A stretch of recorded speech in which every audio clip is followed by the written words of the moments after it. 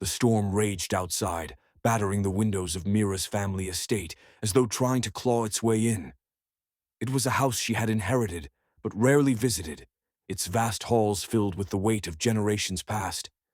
Tonight she was alone, the power knocked out by the storm, leaving only her flashlight and the occasional flash of lightning to guide her. She sat in the living room, a book in hand, trying to ignore the unsettling creaks of the old house when she heard it. A faint whisper, so soft it was almost drowned out by the rain. At first she brushed it off, blaming her imagination. But then it came again, clearer this time, a hushed voice calling her name. Mira.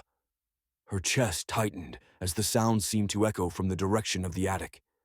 She had never been up there before, avoiding the dusty old storage space where her grandparents had warned her never to go.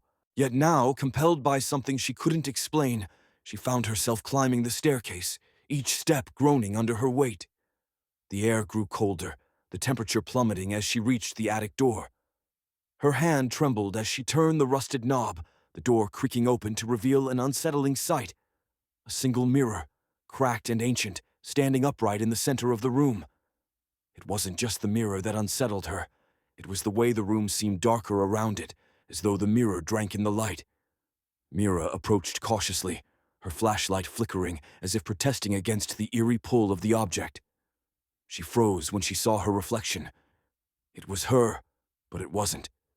The face staring back at her wore a crooked, malevolent grin, its eyes dark and sunken.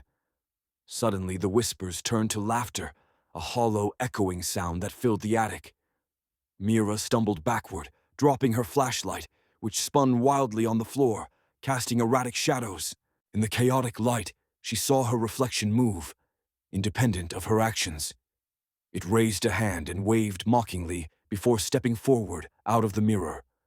Mira screamed, scrambling for the door, but it slammed shut with a force that shook the walls. The figure from the mirror loomed closer, its twisted smile growing wider as it whispered, "You let me out." She clawed at the door, desperate to escape, but the room grew darker, the air heavier, as the figure reached out to touch her shoulder. The cold was unbearable, like death itself pressing down on her. When the storm finally passed, and the first rays of dawn pierced the night, the attic door creaked open of its own accord. The room was empty, except for the mirror, now pristine and unbroken, reflecting a woman with a smile too wide and eyes too dark, waiting for the next visitor. This story could easily translate into a gripping 5-minute horror video with suspenseful pacing, chilling sound effects, and a visually stunning climax.